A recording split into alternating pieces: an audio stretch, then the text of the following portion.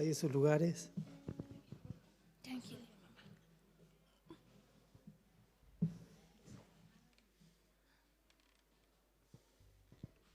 Okay.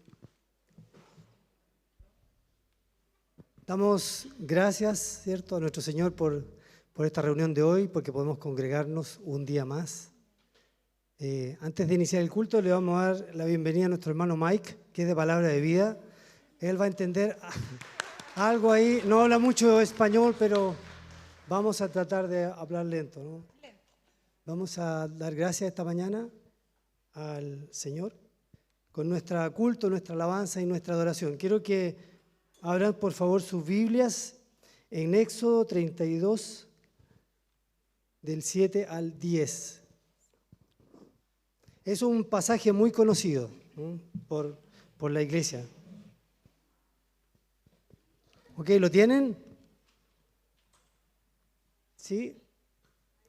Ok, si no lo tienen, lo pueden mirar acá, exactamente. Vamos a leer juntos, ¿ok? Entonces Jehová dijo a Moisés: anda, desciende, porque tu pueblo que sacaste de la tierra de Egipto se ha corrompido. Pronto se han apartado del camino que yo les mandé. Se han hecho un becerro de fundición y lo han adorado, y le han ofrecido sacrificios, y han dicho: Israel, estos son tus dioses que te sacaron de la tierra de Egipto. Dijo más Jehová a Moisés: yo he visto a este pueblo, que por cierto es pueblo de dura cerviz. Ahora pues, déjame que se encienda mi ira en ellos y los consuma, y de ti yo haré una nación grande. Entonces Moisés oró. Este pasaje es muy conocido, ¿cierto? Antes Moisés había subido al monte a hablar con el Señor, y como se demoró un poquito, ustedes saben que 40 es un número que se repite en la Biblia en varios lugares, en varios pasajes. Se demoró 40 días, estuvo arriba con el Señor. El pueblo no tuvo paciencia, no pudo esperar a Moisés y rápidamente erigieron un becerro de oro. Un pasaje muy conocido. Entonces, la pregunta para hoy es: este era un pueblo de dura cerviz, ¿cierto? Y nosotros, hermanos, nosotros seguimos siendo un pueblo de dura cerviz. Interviene Moisés en este pasaje y le pide al Señor, ustedes conocen más adelante lo que ocurre, y le pide al Señor que quite su ira del pueblo. Tenemos un gran sumo sacerdote que traspasó los cielos, y no somos consumidos solamente porque Cristo nos redimió de la maldición allá en la cruz. Así que, hermanos, la invitación a reflexionar hoy es: Cristo pagó por nuestros pecados. Somos un pueblo de dura cerviz, tal como lo fue el pueblo de Israel. Nosotros pecamos y los hijos de Dios no se deleitan en el pecado, sino que se arrepienten y le piden perdón al Señor. Esta obra que nos recuerda acá el pasaje de Éxodo nos trae a la memoria también la gran obra de Cristo. Con esa conciencia de la obra que Cristo ha hecho en nuestras vidas, de la gran obra de redención, vamos hoy a orar y alabar el nombre del Señor. Es por su misericordia que no hemos sido consumidos, es por su gracia, y no tenemos que olvidarlo, hermanos. Así que vamos a orar y vamos a alabar al Señor juntos. Amén. Les invito a que se pongan de pie, hermanos, por favor. Incline su rostro, cierre sus ojos, vamos a orar. Padre nuestro que está en el cielo, santificado, alabado y bendecido sea su nombre, Señor. Señor, hemos leído este pasaje para recordar una vez más que te fallamos, Señor. Que no somos perfectos, hay uno solo perfecto, tú, Señor Jesús. Y por tu intervención sobre nosotros has librado nuestras almas de la ira del Dios Santo. Señor, queremos esta mañana reconocer que te fallamos, Señor, de muchas formas, Señor. Y queremos pedirte perdón esta mañana. Perdónanos, Señor, Tu palabra dice que si nos acercamos a ti confiadamente, Señor, en arrepentimiento genuino, inclinamos nuestro corazón, nos arrepentimos, tú nos perdonas y nos restauras, Señor. Eso creemos que tú haces esta mañana. Nos perdonas y nos restauras, porque no tenemos en nosotros capacidad alguna de santidad para adorarte y para bendecirte. Pero es por tu mérito, Señor, por tu gran obra en la cruz, que podemos acercarnos confiadamente al trono de la gracia para alcanzar misericordia y hallar gracia para el oportuno socorro. Esta mañana, Señor, queremos presentarnos para adorarte a ti, Señor, para adorarte, alabarte y bendecir tu nombre, Señor, y declarar que tú eres nuestro Dios, nuestro Señor, nuestro Rey.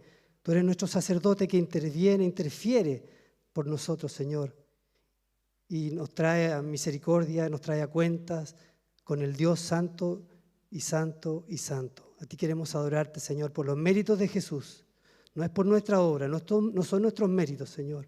Son los méritos de tu Hijo, que nos ha redimido y nos ha comprado a precio de sangre. Gracias, Señor. Te alabamos esta mañana. Bendecimos tu nombre y te exaltamos. A ti te adoramos, Rey. En el nombre de Jesús. Amén.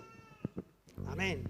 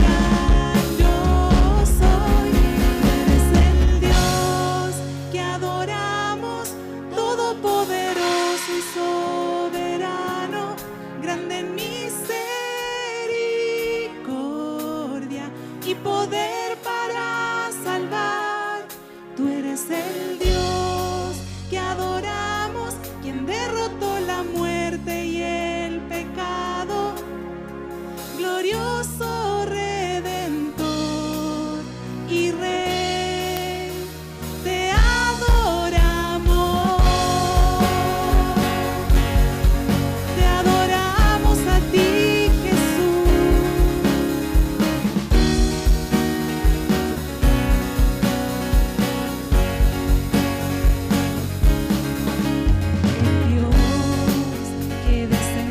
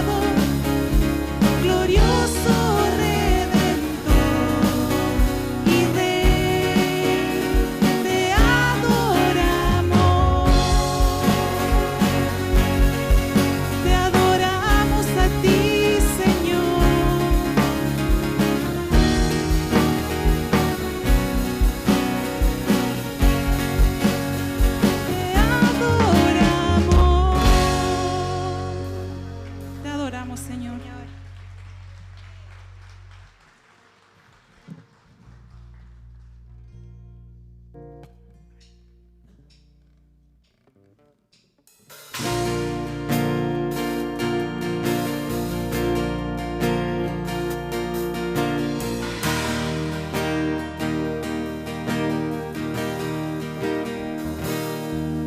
Como siervo que brama por las aguas,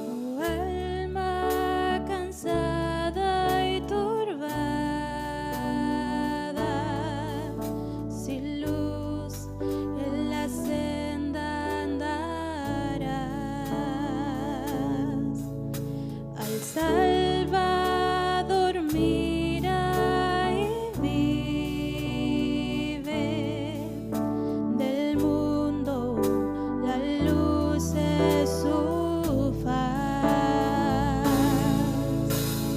Fija tus ojos en Cristo, tan lleno de gracia y amor, y lo terrenal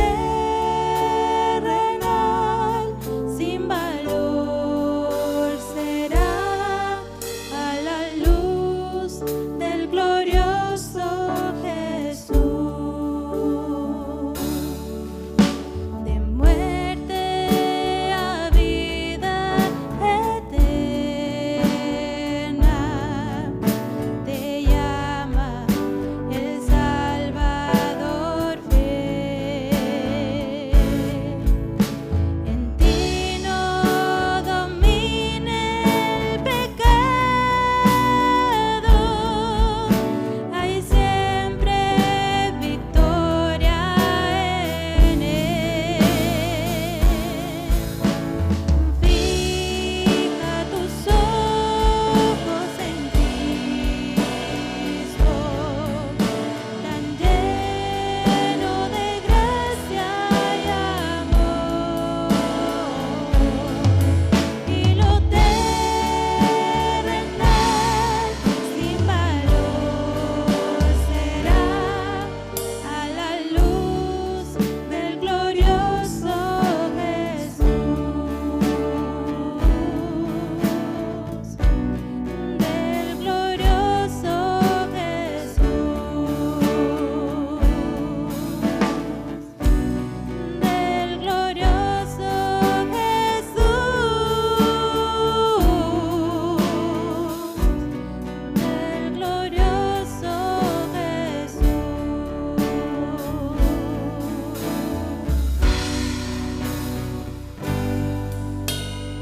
Jamás faltará su promesa. Él dijo, contigo yo estoy. Al mundo perdido ve pronto y anuncia la salvación hoy. Fija tus ojos en Cristo, tan lleno de gracia y amor, y lo terrenal sin valor será a la luz del glorioso Jesús, del glorioso Jesús.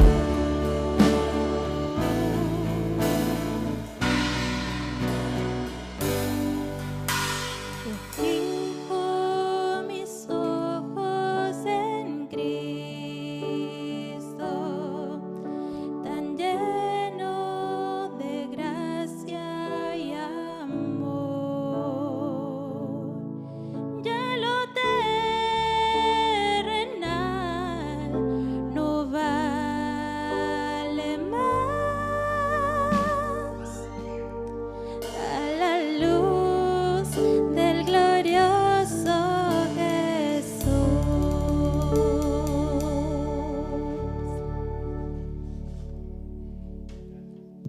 Amén. Debemos fijar nuestros ojos en Cristo. Amén. Amén.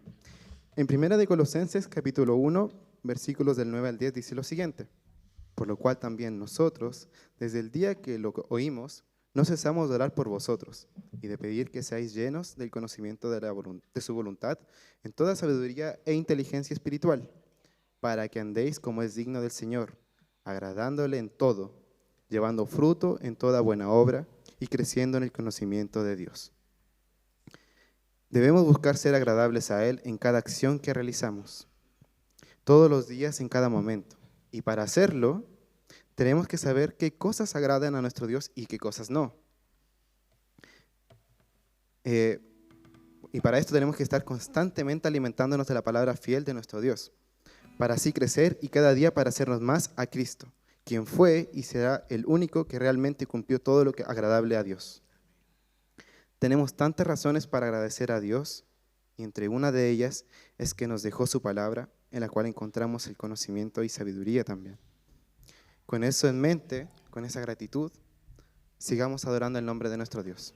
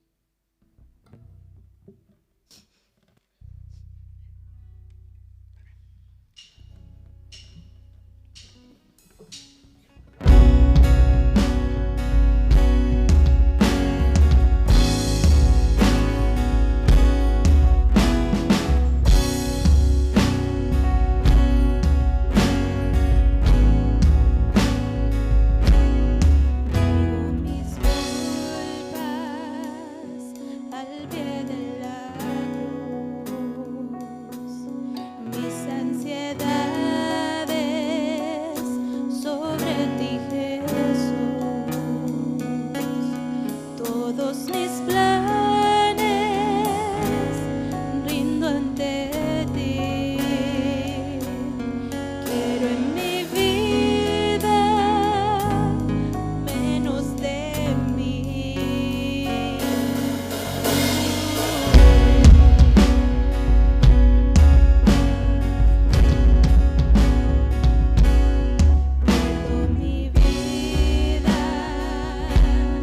para ganar.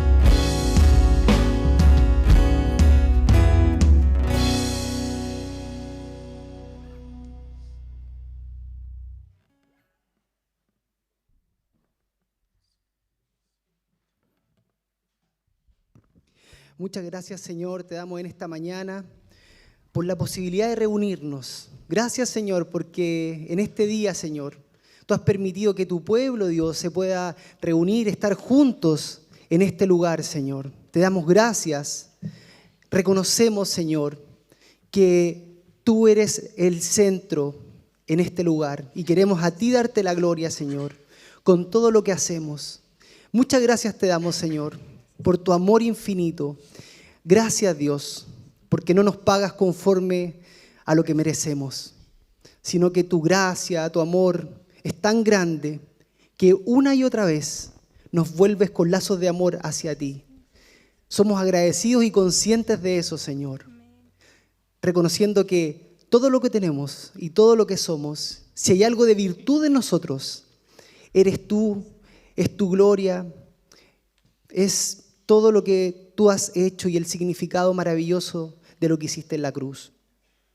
Queremos orar como iglesia, orar en esta mañana, Señor, en especial por las iglesias de nuestra ciudad, que Dios pueda guiar a los pastores que semana a semana pastorean fielmente a tu pueblo, Señor. Queremos orar por obreros para la mies. Señor, ten piedad del rebaño, envía obreros conforme a tu corazón para que sirvan, ayuden, cuiden y pastoreen a tu iglesia. También queremos orar por los hermanos que están en formación y examinación de su llamado, por nuestros futuros oficiales. Señor, bendice a nuestros hermanos, ayuda a sus familias y clarifica sus llamados. Danos como iglesia la gracia de poder ayudarles, animarles, cuidarles y sobre todo la capacidad de identificar con claridad a aquellos a quienes tú has llamado. Oramos también para que tú, Señor, nos permitas ser una iglesia familiar que te ame a ti, que amemos también a nuestro prójimo, formando discípulos tuyos y que podamos conectar a personas contigo mediante tu palabra, para amarles, servirles con amor y todo esto también entregarlo a nuestra comunidad. Que como iglesia tengamos a Cristo como el centro de nuestras vidas. También oramos para que nos ayude, Señor, a mantenernos fieles a la predicación bíblica y a continuar la misión que nos encomendaste, y esto que lo hagamos con gratitud y con humildad en nuestros corazones. Oramos por nuestro pastor Jonathan, por su esposa Natalia y sus hijos Abigail, Benjamín y Juan Pablo. Oramos por los grupos de conexión y sus equipos base. Oramos por los hermanos y hermanas que sirven en cada área de nuestra iglesia. Oramos para que nos ayudes, Señor, a perseverar en la oración, en el evangelismo, en la generosidad y en el amor los unos por los otros. Queremos orar también por las misiones. Bendice, Señor, y ayuda a nuestros hermanos y hermanas que hoy están dando sus vidas y las de sus familias en el campo misionero. Sostén, fortalece, alienta y consuela a los obreros que hoy con pasión y fidelidad han llevado el evangelio a lugares lejanos a sus hogares. Ayúdanos a atesorar la misión y ayúdanos a ser una iglesia que obedece el llamado a la misión. Oramos por un hogar definitivo. Humildemente te pedimos, Señor, que nos permitas obtener un lugar definitivo para que ahí podamos seguir construyendo tu reino, no en nuestras fuerzas, sino en las tuyas. Oramos también por Arturo y su familia, que les ayudes en su nueva misión. Bendíceles y acompáñales con fidelidad, prospera sus caminos y glorifícate a través de ellos. Todo esto te lo pedimos, Señor, en el nombre de Jesús. Amén. Amén. ¿Pueden tomar asiento?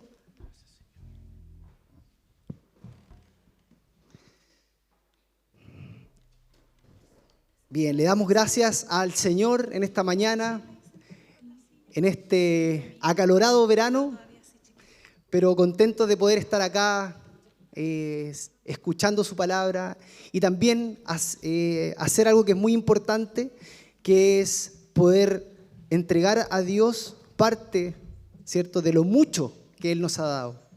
Así que vamos a a recibir las ofrendas y los diezmos para presentarlos al Señor. Oramos. Señor, te pedimos que seas tú, Dios, bendiciendo el fruto del trabajo de cada uno de los hermanos y hermanas de nuestra iglesia. Que tú permitas, Señor, que nuestros recursos, Señor, sean puestos a tu disposición, Señor, en la medida que tú también vas inquietando nuestros corazones.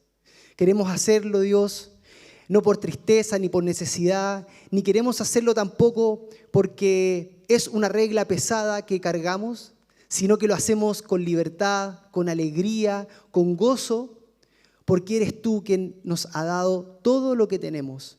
Aún oramos también por los que están con esas necesidades, Señor, en el ámbito financiero, para que tú también les ayudes y permitas que también tu iglesia pueda apoyar a los hermanos y hermanas que están con necesidad. Así que con gozo, con alegría, recibimos las ofrendas y los diezmos para ti, Señor. Amén.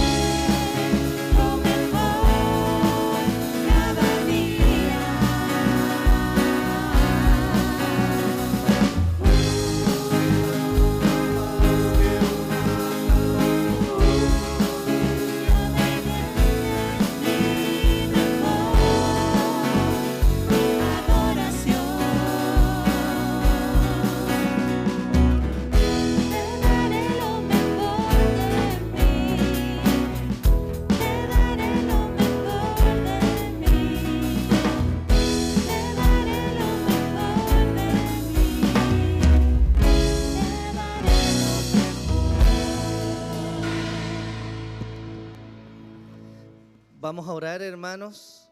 Les invito a que en su lugar pueda inclinar su rostro y pidamos la dirección del Señor para nosotros en este tiempo y para nuestros niños que van a ir a la escuela dominical. Señor, te damos gracias por este tiempo que nos regalas de estar delante de tu presencia. Te adoramos, Señor, bendecimos tu nombre. Queremos ponernos delante de ti, Señor. Queremos poner a nuestros maestros y maestras delante de ti, Señor, y rogar que la guía de tu Espíritu, Señor, y tu gran amor inunde sus corazones, Señor. Dale sabiduría, gracia, entendimiento, para que puedan enseñar a nuestros hijos tu palabra, Señor. Asimismo oramos por ellos, Señor, para que puedan recibir tu palabra, Señor, con gratitud, con entendimiento, Señor, y que puedan ser transformados por medio de tu palabra en sus corazones, Señor. Te pedimos, Señor, la guía de tu Espíritu en este momento para los que hemos de escuchar la palabra, Señor. Sabemos que es imposible, Señor, que por nosotros mismos cambiemos nuestro corazón, Señor. Es imposible que solo nuestro entendimiento baste para que nuestra vida sea transformada, Señor, para que seamos a la imagen de Cristo. Por eso te pedimos, Señor, humildemente, Señor, que en este momento abra nuestro entendimiento y nuestro corazón, Señor. Nos ayudes a estar atentos, Señor, y a atesorar tu palabra. Yo te pido por mi persona, Señor, que tengas misericordia de mí, Señor, que pueda ser fiel a tu palabra, Señor, y que me ayudes, Señor, a ser un instrumento útil en tus manos, Señor. Dirígenos, ayúdanos, Señor, y que todo lo que expongamos y conversemos y razonemos, Señor, sea para la gloria tuya y la edificación de tu iglesia. Te damos gracias en el nombre de Jesús. Amén y amén. ¿Pueden pasar los niños?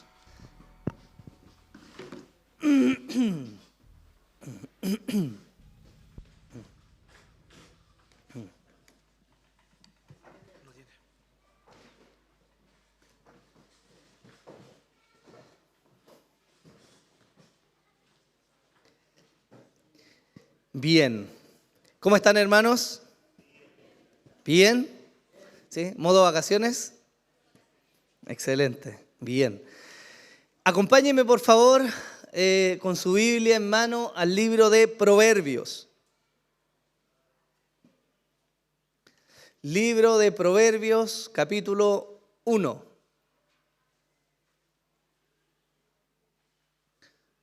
Proverbios, capítulo 1. Cuando lo encuentre, por favor, dígame amén. Bien. ¿Lo tienen? Maravilloso. Sosténgalo ahí, no lo vamos a leer todavía. Estamos, como bien saben, en verano. Y en verano solemos hacer alguna pausa en las series largas que llevamos de predicaciones durante el año para atender algunas temáticas más particulares. Y en esta ocasión vamos a estar hablando de los libros de sabiduría. Y para que entendamos por qué vamos a hablar de esto, me gustaría darles una pequeña introducción. Si nosotros miramos la vida alrededor nuestro, nos damos cuenta que estamos viviendo en un mundo caído.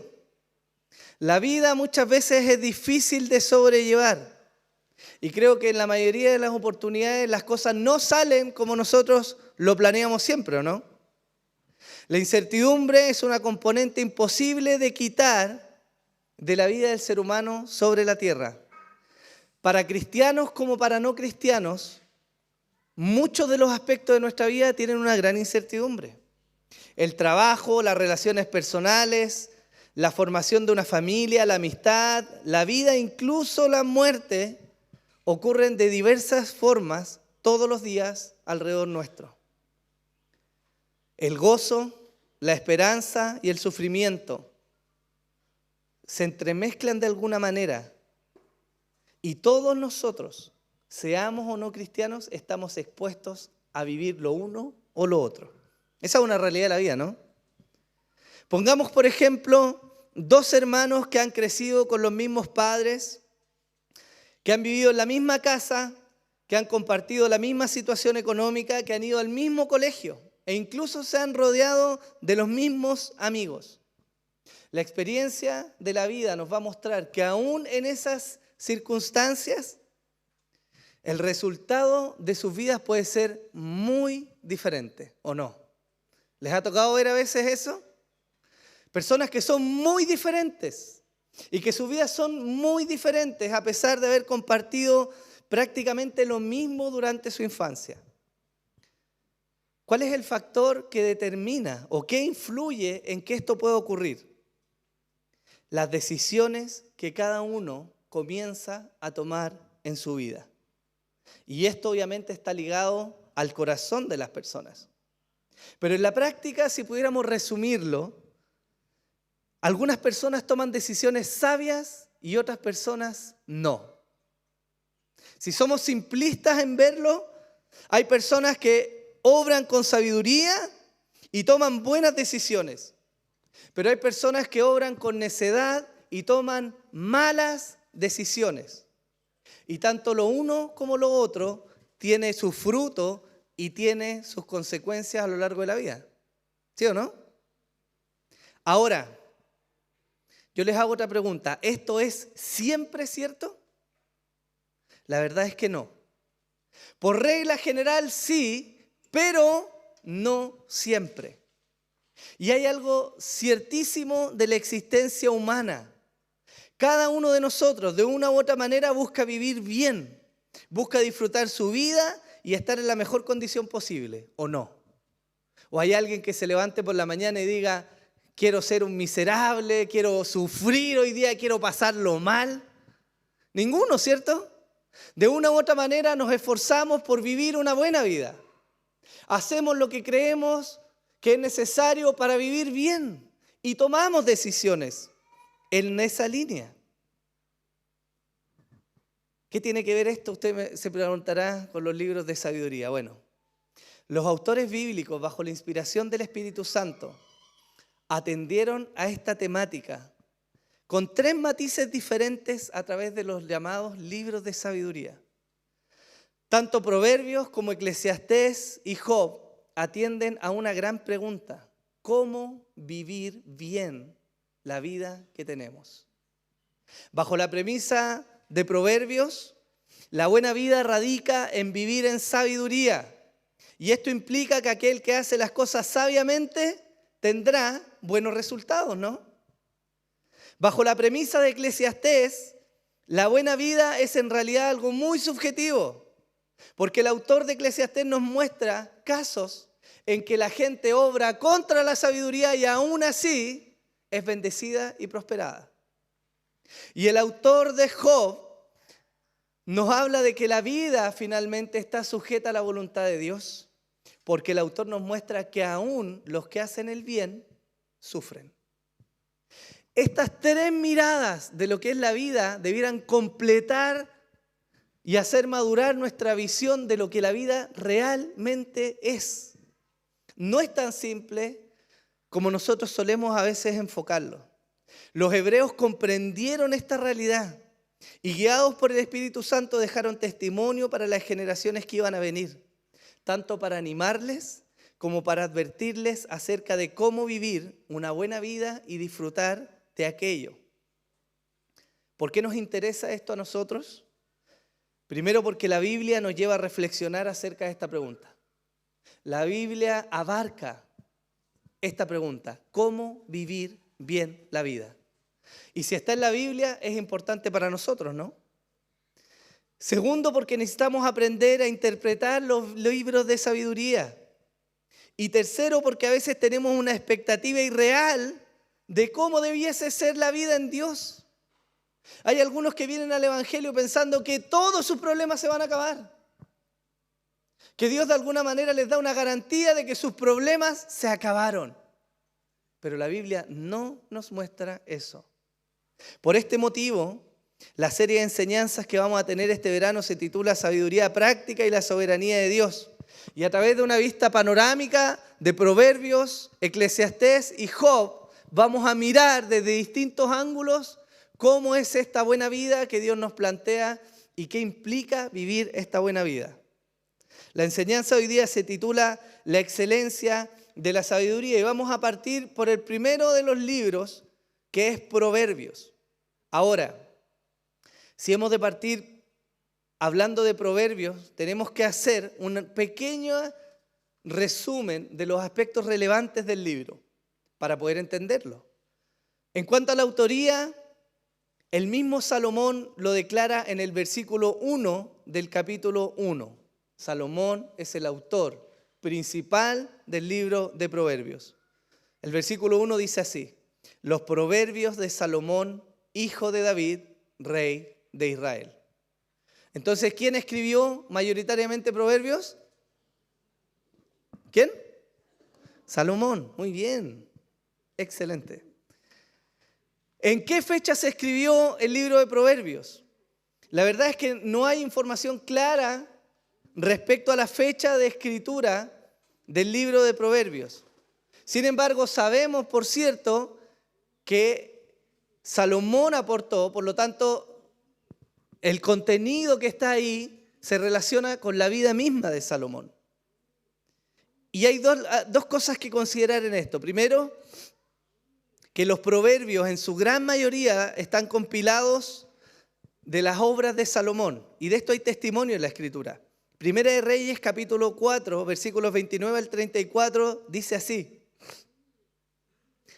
Dios dio a Salomón sabiduría, gran discernimiento y amplitud de corazón como la arena que está a la orilla del mar.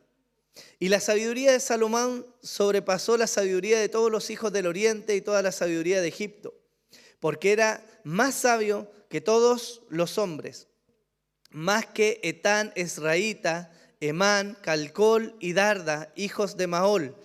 Y su fama fue conocida por todas las naciones de alrededor. También pronunció 3.000 proverbios y sus cantares fueron 5.000. Disertó sobre los árboles, desde el cedro que está en el Líbano hasta el hisopo que crece en la pared. También habló de ganados, aves, reptiles y peces. Y venían de todos los pueblos para oír la sabiduría de Salomón, de parte de todos los reyes de la tierra que habían oído de su sabiduría. Eso nos dice en parte la Escritura. Pero también nos dice que Salomón, aunque fue el mayor escritor de proverbios, no fue el único. Y es probable, según la evidencia bíblica, que los proverbios se hayan compilado, es decir, se hayan reunido y puesto en una sola obra en un tiempo posterior a la vida de Salomón. Algunos autores dicen que estos se escribieron entre el 971 y el 686 antes de Cristo. Respecto al estilo literario, el libro de Proverbios es primeramente un libro poético y a lo largo del mismo se ocupan una infinidad de figuras literarias. Hay poemas, parábolas, hay paralelismos, hay personificaciones, hay metonimia y hay otra serie de figuras literarias. Y esto es importante porque considerar esto es necesario para poder interpretar y aplicar el libro de Proverbios. ¿Cuál es el propósito de Proverbios? El propósito es el de mostrar el contraste entre la sabiduría y la necedad. Proverbios es un llamado a buscar y amar la sabiduría, la cual tiene su raíz en el temor del Señor.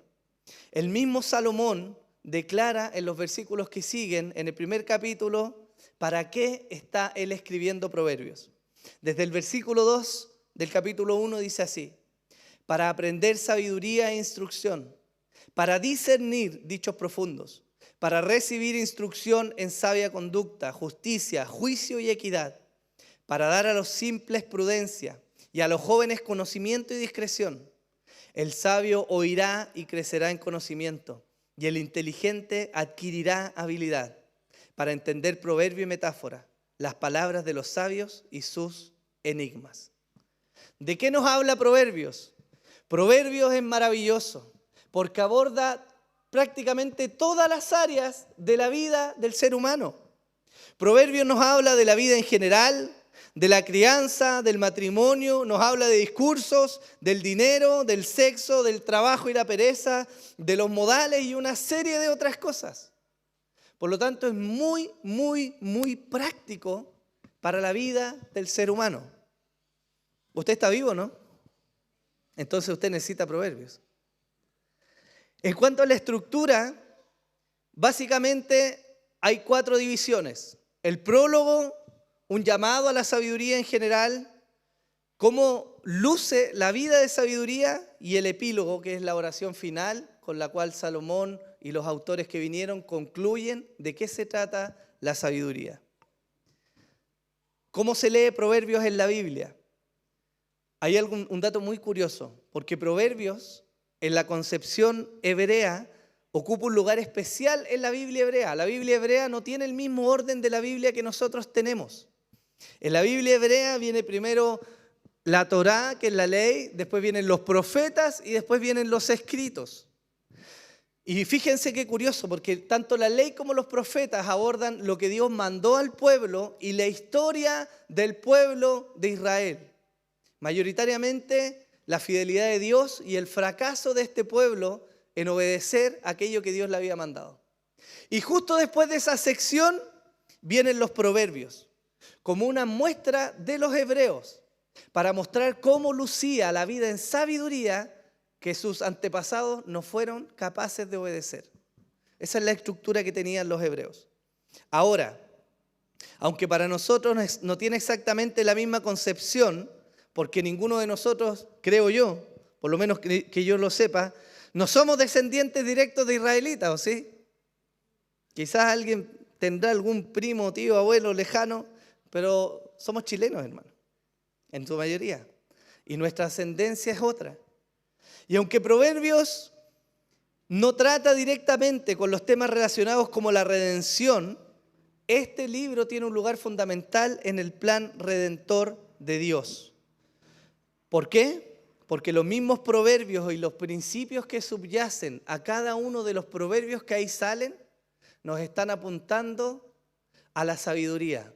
Y la sabiduría, queridos míos, no es sino un atributo de Dios. Es decir, es una forma, una particularidad de cómo Dios es. ¿Amén? ¿Está acá? Bien. Orientaciones hermenéuticas, es decir, de interpretación. Esto es relevante para entender y aplicar correctamente el libro de Proverbios. Primero, los proverbios no son garantías legales de Dios. Los proverbios son proverbios, no leyes. Eso quiere decir que no son promesas y no son garantías. Usted ha escuchado y muchas veces quizás alguien ha recitado: instruye al niño de pequeño en el camino del Señor para que cuando fuere viejo no se apartare de él, ¿cierto? Y algunos lo tienen pegado en la casa, abierto ese versículo, como una garantía, pero la verdad es que no. Es un consejo sabio. Es algo que Dios demanda de nosotros, según lo dice Deuteronomio. Pero no es una garantía de que nuestros hijos van a ser salvos por eso. Los proverbios se deben leer como una colección y no como una narrativa. Es decir, es difícil que usted trate de encontrar una conexión entre lo que dice el capítulo 1 y lo que dice el capítulo 7 y lo que dice el capítulo 10. No estamos leyendo una historia narrada, estamos leyendo una colección de dichos sabios aplicados a la vida humana, y eso es muy importante. No existe entonces una conexión entre capítulos y versículos. No busca ser estrictamente preciso en lo que formula, sino que buscan ser fáciles de memorizar. Eso quiere decir que los proverbios no deben leerse primeramente de manera literal. Hay proverbios que nos hablan de las cosas terribles que van a ocurrir cuando el hombre es insensato y se mete con una mujer adúltera. Y en la práctica nosotros vemos que en la vida no siempre es así. Entonces la lectura de proverbios no es literal. Se los decía antes, hay figuras literarias. Y para entender una figura literaria hay que entender de qué se trata esa figura. Si no, cometemos el error de malinterpretar lo que dice Proverbios. Y por último, se debe prestar atención, como les decía, a las figuras literarias presentes. Las parábolas, como bien lo saben ustedes, me imagino, las parábolas no buscan ser fieles en cada letra de lo que dicen, buscan transmitir una idea central a través de una historia que muchas veces es ficticia. Y si nosotros interpretamos de manera literal algo que busca ser figurativo, entonces vamos a cometer errores en la interpretación. ¿Me siguen hasta acá? Bien. Ya, todo esto está en el bosquejo para que después usted lo pueda ver con tranquilidad, ¿ya? Ahora entramos de lleno. ¿Qué es la sabiduría entonces? Lo primero que salta a la vista en la introducción de Proverbios es aquello que la sabiduría es capaz de lograr. Como lo dijimos en la introducción, ¿hay una forma de vivir una buena vida o no? Hay una pregunta que sería bueno formular antes de pasar a responder cómo Proverbios nos muestra lo que es una buena vida. Y esa pregunta es, o cómo llegar a esa buena vida, perdón. ¿Cómo se ve una buena vida? Algunos podrían decirme una buena vida es tener una linda casa, tener hijos bien portados, tener un trabajo estable, no sufrir enfermedades, tener éxito profesional y otras cosas. Y en parte una buena vida, en parte, una parte muy pequeña, una buena vida luce así. Pero no es solo eso. Alguien podría tener un énfasis más interno y decir, bueno, la buena vida es tener paz interior, bienestar consigo mismo, tener buenas relaciones interpersonales, ser una persona amada por otros. Y de nuevo, en parte, parece ser que una buena vida luce así. Pero acá es donde debemos prestar atención a lo que Salomón nos está diciendo, porque él nos lleva a considerar cómo podemos llegar a vivir una buena vida. Proverbios 1, del versículo 2 al 6, dice así: para aprender sabiduría e instrucción, para discernir dichos profundos, para recibir instrucción en sabia conducta, justicia, juicio y equidad, para dar a los simples prudencia y a los jóvenes conocimiento y discreción. El sabio oirá y crecerá en conocimiento, y el inteligente adquirirá habilidad para entender proverbio y metáfora, las palabras de los sabios y sus enigmas. Entonces yo les pregunto, ¿para qué son estos proverbios que están bañados en la sabiduría divina que Salomón se propuso exponer? Primeramente nos dice para aprender sabiduría e instrucción. El mismo Salomón escribiría más adelante en el capítulo 10, versículo 5. El que recoge en el verano es hijo sabio. El que duerme durante la siega es hijo que avergüenza. ¿Qué nos está diciendo este proverbio? Básicamente nos está mostrando dos tipos de personas.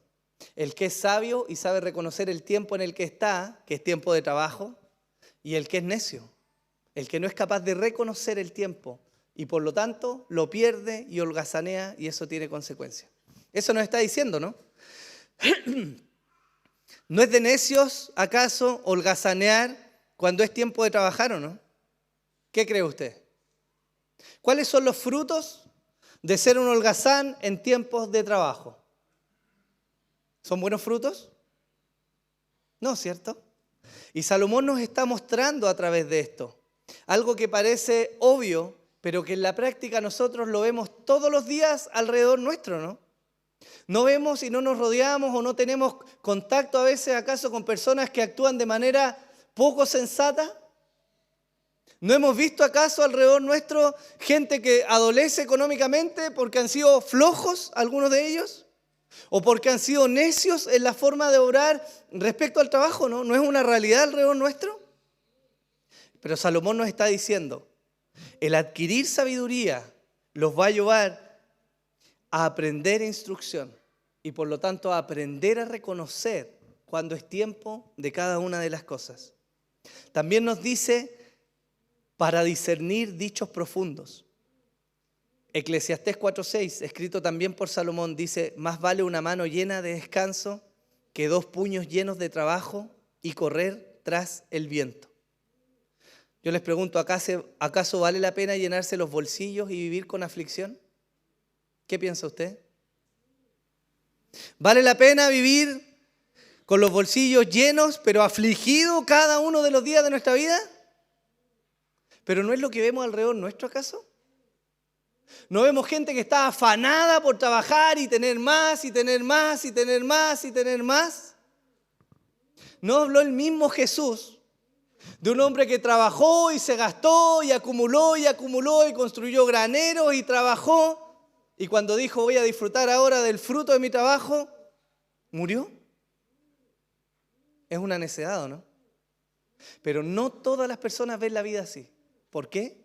Porque hay falta de sabiduría. Y la sabiduría nos ayuda a entender estos dichos, a recibir esta sabiduría acumulada que viene de Dios y que fue traspasada por las generaciones. ¿Para qué? Hermanos, para tomar buenas decisiones. Salomón sigue diciendo, para recibir instrucción en sabia conducta, justicia, juicio y equidad. Qué belleza lo que destila la sabiduría. Si nos fijamos en el contexto en que los dichos de Salomón fueron compilados y que los lectores posteriores a su vida leyeron en la Biblia hebrea, ¿no es un mensaje aclarador pero triste a la vez? Por una conducta sin sabiduría, los hijos de Elí fueron aborrecidos por Dios porque menospreciaron el sacerdocio. ¿Usted se acuerda de la historia de Samuel o no? Primera de Samuel, capítulo 2, versículos 12 al 17, dice así. Los hijos de Elí eran hombres indignos. No conocían al Señor, ni la costumbre de los sacerdotes con el pueblo. Cuando algún hombre ofrecía sacrificio, venía el criado del sacerdote con un tenedor de 3 dientes en su mano, mientras se cocía la carne. Lo introducía en la cazuela, la olla, la caldera o el caldero, y todo lo que el tenedor sacaba lo tomaba el sacerdote para sí.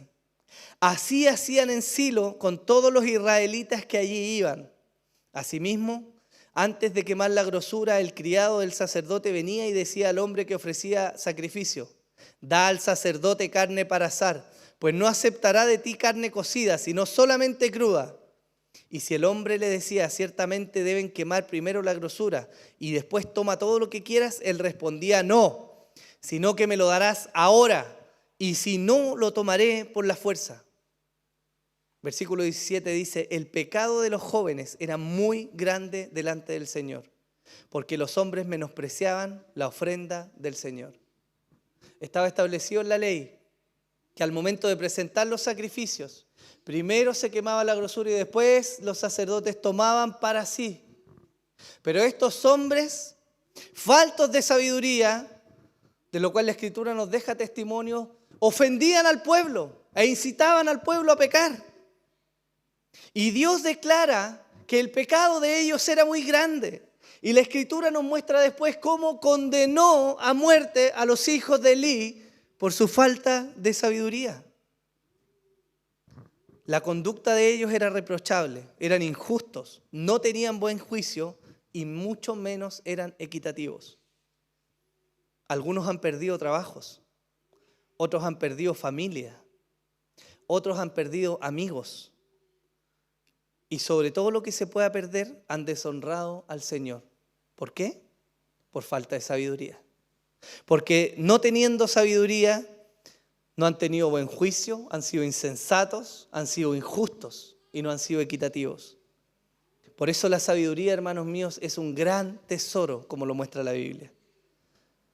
Sigue Salomón diciendo, para dar a los simples prudencia.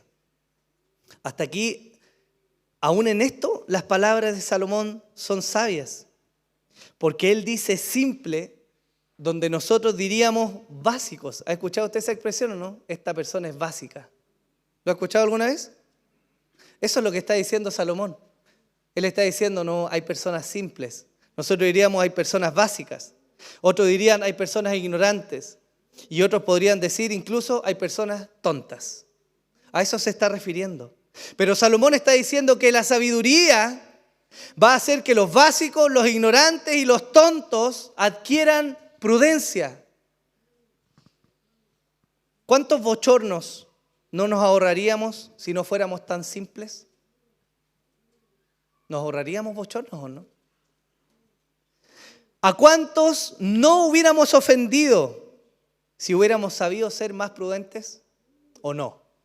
¿No les ha pasado? ¿Cuántas deudas hubiéramos evitado de no haber sido tan poco diligentes con el uso del dinero? Hermanos, la sabiduría tiene una aplicación práctica y permea todas las áreas de nuestra vida. Los ejemplos están por millones, pero el concepto se mantiene.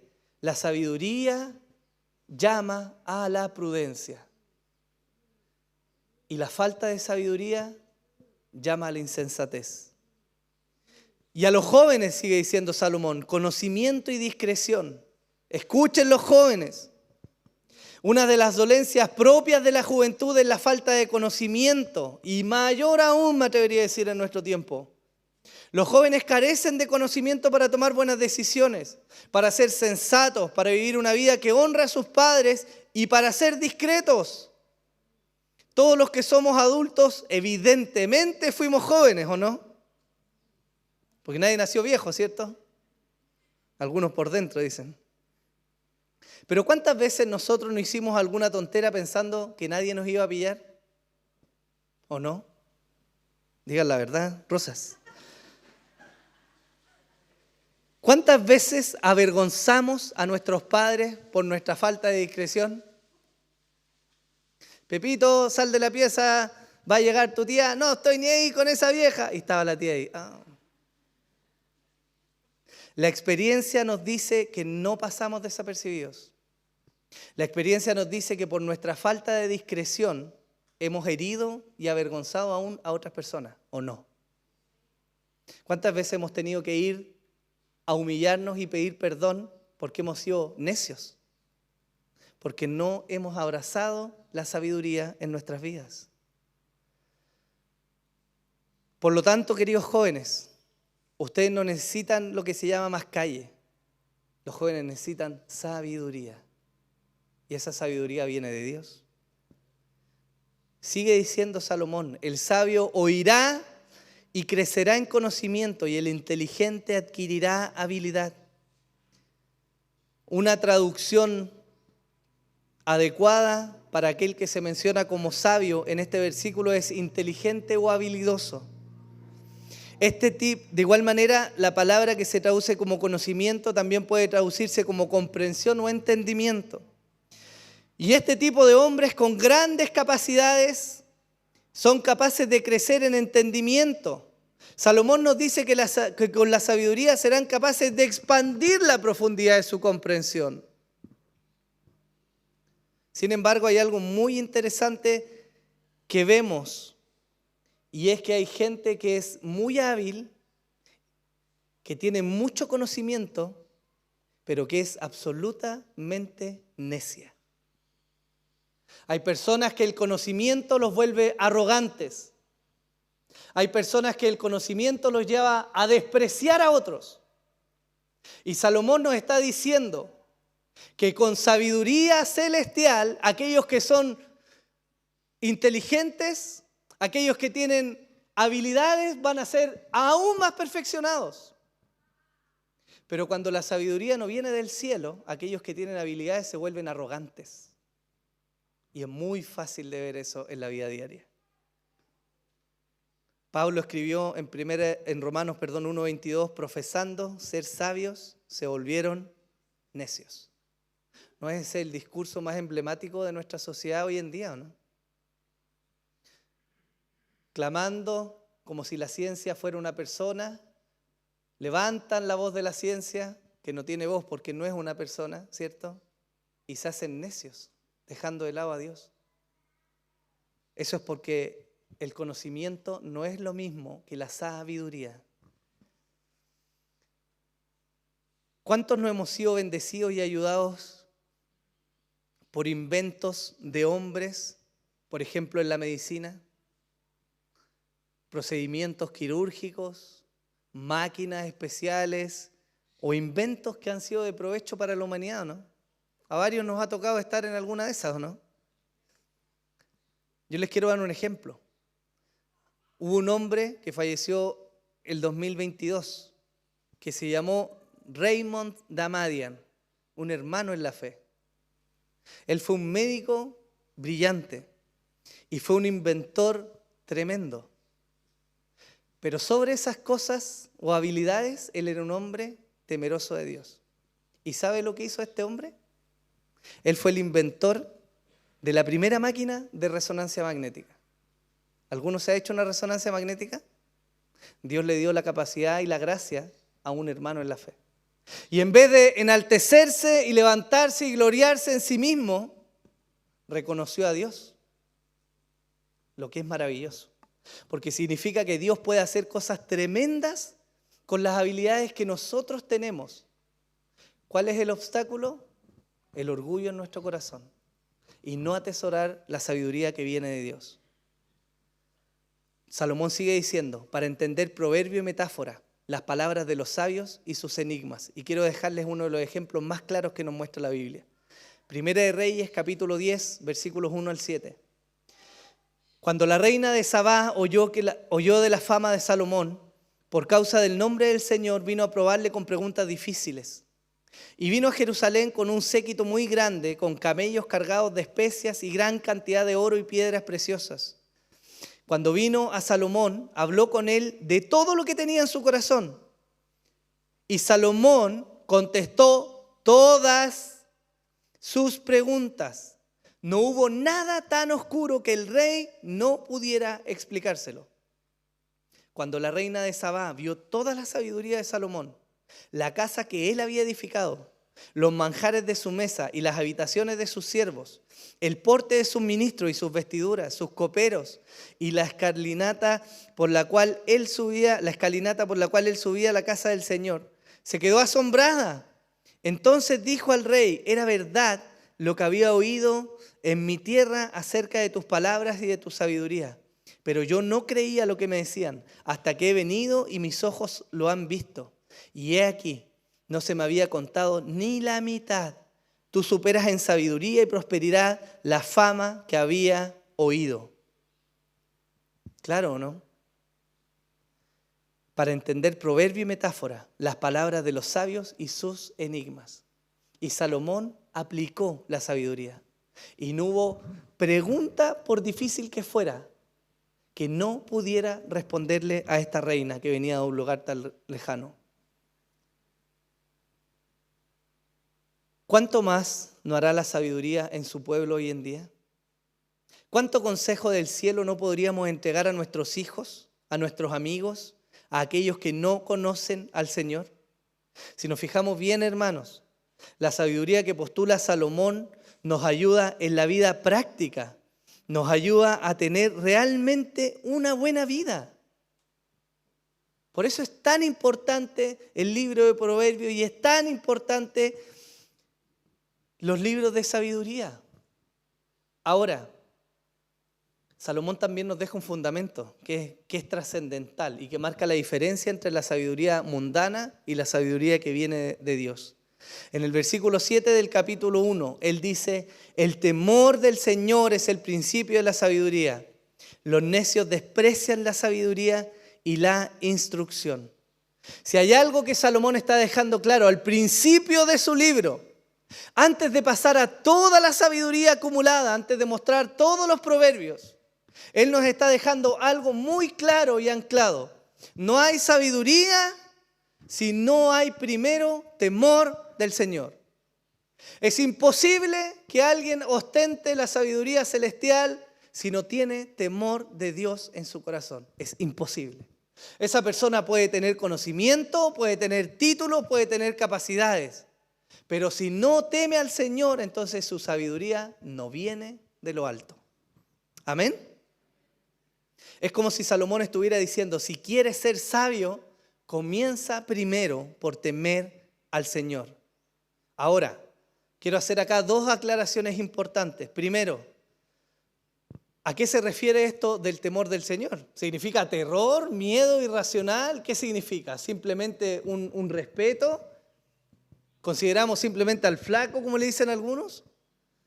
Quiero tomarme de las palabras de un autor, un predicador anglicano de algunos siglos atrás, Charles Bridges. Él dice respecto a la definición: ¿pero qué es este temor al Señor? Es esa reverencia afectuosa por la cual el Hijo de Dios se inclina humilde y cuidadosamente a la ley de su Padre.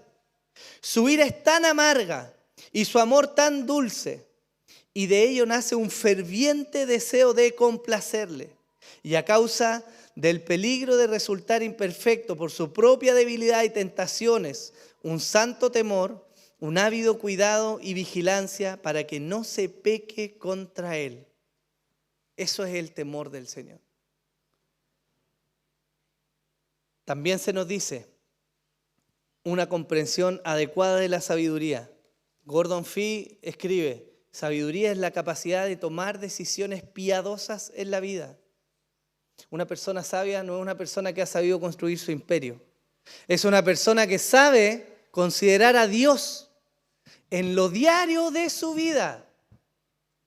Y el resultado entonces de una persona que es sabia es una persona que es piadosa. Usted sabe lo que es una persona piadosa, ¿cierto? Una persona piadosa es una persona que tiene el carácter de Cristo. Es una persona que refleja a Cristo. Es una persona que es bondadosa, buena, amable, que el fruto del Espíritu mora abundantemente en él. Otra definición dice: la sabiduría, por lo tanto, como lo define la Biblia, no tiene nada que ver con el cociente intelectual. No es conocimiento la sabiduría. No es una cuestión de ingenio o rapidez, ni de facilidad de expresarse, ni de la edad. Aunque la experiencia personal puede ser valiosa si se interpreta a la luz de la verdad revelada. Pero la sabiduría es una cuestión de orientación a Dios, de quien viene la capacidad de agradarle. Por lo tanto, usted va a identificar a un hombre sabio en que la dirección de su corazón va a estar inclinada hacia Dios. Eso es un hombre sabio. ¿Lo vemos más claro? La sabiduría que nos ayuda a vivir una mejor vida se fundamenta, se ancla, se sujeta y se alimenta de Dios mismo y vive en el temor de obedecerle y agradarle en todo. Esa es la sabiduría. La sabiduría entonces, hermanos, es práctica. La sabiduría no tiene que ver con los discursos solamente. La sabiduría tiene que ver con la forma en que nosotros vivimos. Por lo tanto, sabiduría no es hablar bien ni hablar bonito. Sabiduría es cómo criamos a nuestros hijos. Es cómo nos comportamos en la vida de iglesia, es cómo me comporto con mis vecinos, cómo utilizo mi casa, cómo aplico mi dinero, cómo gasto mi tiempo, cómo gasto mi vida. Eso es sabiduría. Y quiero mostrarles algo más. La excelencia de la sabiduría. Quizás hasta acá nos estamos preguntando, o quizás nos hemos dado cuenta de cuántas veces hemos sido faltos de sabiduría en nuestra vida, ¿no? ¿Cuántos problemas no nos hubiéramos ahorrado en el matrimonio de haber sido más sabios? ¿Sí o no? ¿Cuánto dolor y sufrimiento no nos ahorraríamos de tomar buenas decisiones? ¿Cuántos matrimonios han sufrido quiebres dolorosos a lo largo de los años por una falta sistemática de sabiduría? ¿Cuántos jóvenes han tomado malas decisiones respecto al noviazgo por falta de sabiduría? ¿O no? Pero hay algo excelente en la sabiduría, algo que debiera alentarnos, motivarnos, movernos a anhelar esta sabiduría que viene de lo alto. Y tenemos dos ejemplos maravillosos. Primero, Salomón.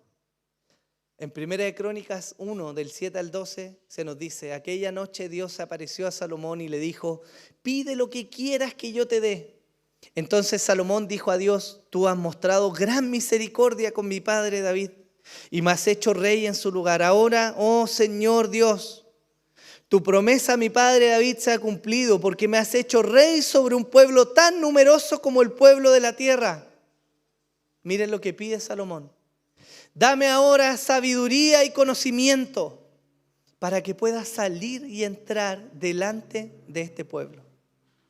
Porque ¿quién podrá juzgar a este pueblo tuyo tan grande?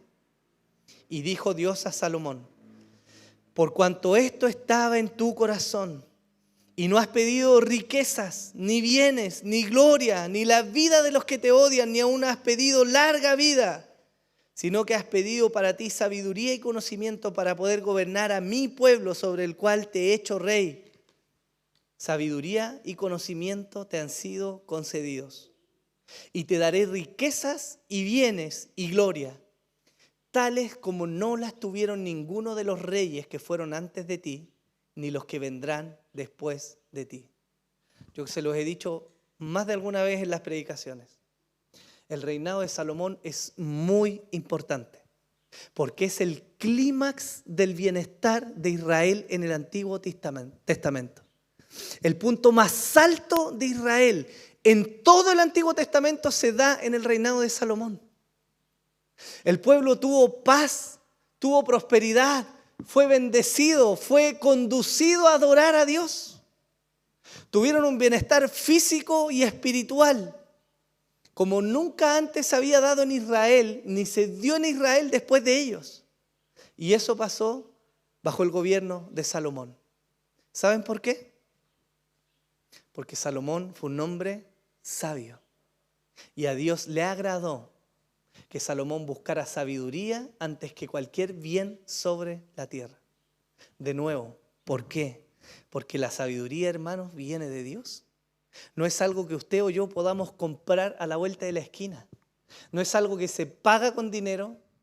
No es algo que ganamos en un instituto bíblico o en alguna universidad. No es un título o un reconocimiento humano. La verdadera sabiduría viene de Dios. Por lo tanto, lo vemos en Salomón y en su vida práctica. Cuando la reina de Sabá le visitó, ella dio testimonio que no había otro hombre sabio como Salomón sobre la faz de la tierra. Pero hay otro ejemplo en la Biblia que nos muestra cuán sabio fue Salomón. Primera de Reyes, capítulo 3, versículos 16 al 28. Por ese tiempo, 2 mujeres que eran rameras vinieron al rey y se presentaron delante de él. Y una de las mujeres dijo: oh mi señor, yo y esta mujer vivimos en la misma casa y yo di a luz estando con ella en la casa. Y sucedió que al tercer día de dar yo a luz, esta mujer también dio a luz. Estábamos juntas. Nadie de fuera estaba con nosotros en la casa, solamente nosotras dos. Y el hijo de esta mujer murió durante la noche porque ella se durmió sobre él. Entonces ella se levantó a medianoche, tomó a mi hijo de mi lado mientras tu sierva estaba dormida y lo puso en su regazo. Y a su hijo muerto lo puso en mi regazo. Cuando me levanté al amanecer para dar pecho a mi hijo, he aquí que estaba muerto. Pero cuando lo observé con cuidado por la mañana, vi que no era mi hijo, el que yo había dado a luz. Entonces la otra mujer dijo, no, pues mi hijo es el que vive y tu hijo es el muerto. Pero la primera mujer dijo, no, tu hijo es el muerto y mi hijo es el que vive. Y así hablaban ellas delante del rey. Entonces el rey dijo, esta dice, este es mi hijo que está vivo y tu hijo es el muerto. Y la otra dice, no, porque tu hijo es el muerto y mi hijo es el que vive. Y el rey dijo, Salomón, traedme una espada, y trajeron una espada al rey. Entonces el rey dijo, partid al niño vivo en 2 partes, y dad la mitad a una y la mitad a la otra. Entonces la mujer de quien era el niño vivo habló al rey, pues estaba profundamente conmovida por su hijo, y dijo, oh mi señor, dale a ella el niño vivo y de ninguna manera lo mates. Pero la otra decía, no será ni mío ni tuyo, partidlo. Entonces el rey respondió y dijo, dad el niño vivo a la primera mujer, y de ninguna manera lo matéis, ella es la madre. Cuando todo Israel oyó acerca del juicio que el rey había pronunciado, temieron al rey, porque vieron que la sabiduría de Dios estaba en él para administrar justicia. Tremendo, ¿no? Esa es la sabiduría, hermanos, aplicada en lo práctico, en lo cotidiano. Hermanos míos, y yo quiero motivarlos y animarlos con esto, a que la sabiduría es algo digno de perseguir. Y no solo digno de perseguir, sino necesario en nuestra vida. ¿No tenemos todos nosotros la posibilidad acaso de aconsejar a nuestros hijos o no? ¿Cuántos tienen hijos acá? Hermanos, ¿no necesitan ellos dirección? ¿No hay que enseñarles de sexualidad? ¿No hay que enseñarles de amistad? ¿No hay que hacerlos reverentes? ¿No hay que hacerlos bien portados? ¿No queremos que les vaya bien en la vida? Si queremos que ellos disfruten una buena vida, es necesario entonces que haya sabiduría en nuestro consejo. Pero ese consejo sabio nace del temor del Señor. Hay algo tremendo en esto, porque vemos a Salomón y su gloria y su sabiduría. Pero la Escritura nos muestra algo más. Mateo 12, del 40 al 42.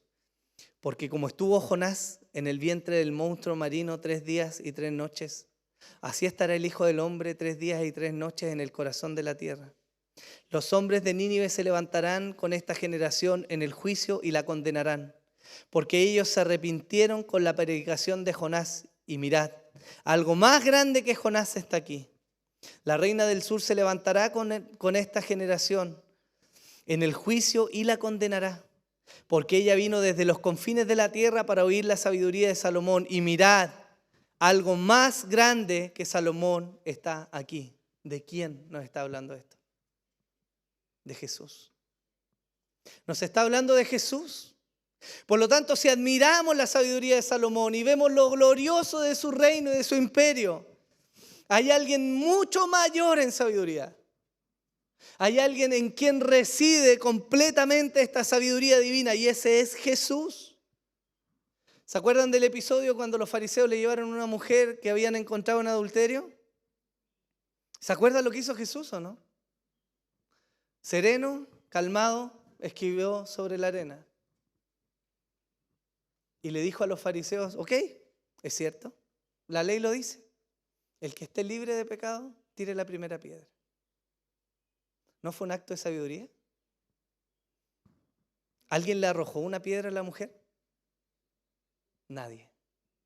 Sin contender, sin pelear, sin vociferar, sin levantar la voz, con la sabiduría propia de Dios encarnado, logró perdonar a esta mujer y le transmitió la gracia del Evangelio en algo tan simple, pero profundo. Eso, hermanos míos, es la sabiduría en la práctica.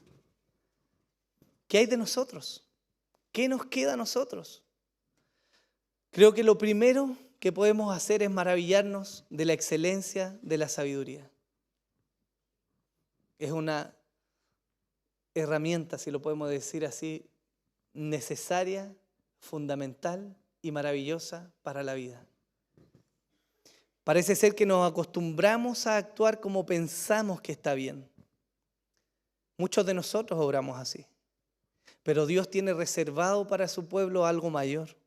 Y es tan generoso que es necesario que nuestro anhelo por el Señor y su sabiduría se despierten, hermanos. Jacobo escribió en Santiago 1:5, pero si alguno de vosotros se ve falto de sabiduría, ¿sabes lo que nos escribió él? Pídala a Dios. Y sigue diciendo, el cual da a todos abundantemente y sin reproche, y le será dada. Es decir, además de mostrarnos la excelencia de la sabiduría y de animarnos a buscarla, la Biblia nos anima, hermanos, a que pidamos a Dios. Porque Él es generoso y misericordioso y reparte en abundancia sabiduría. Pero tiene que haber una cadena. Tiene que haber temor de Dios. Dios no va a repartir sabiduría entre su pueblo para que seamos mejores empresarios, para que nos compremos la casa de nuestros sueños, para que saquemos el mejor título en la universidad. La sabiduría, hermanos míos, tiene un foco que es glorificar a Dios. Cuando hay temor de Dios, entonces hay reconocimiento de nuestra falta de sabiduría. Y ahí es el momento preciso para que nos humillemos y pidamos a Dios, Señor, dame sabiduría. Mi pregunta es, ¿le vamos a pedir al Señor sabiduría? ¿Temeremos al Señor? ¿Buscaremos obedecer a nuestro Dios? Hay tanta gracia derramada hacia nosotros que esta debe ser nuestra primera y más grande reacción. Que la sabiduría del cielo nos lleve a vivir una vida en gratitud y humildad. Que Cristo sea enaltecido en nuestros corazones y que el carácter y la sabiduría del Señor nos inunde, hermanos míos. Póngase en pie, por favor.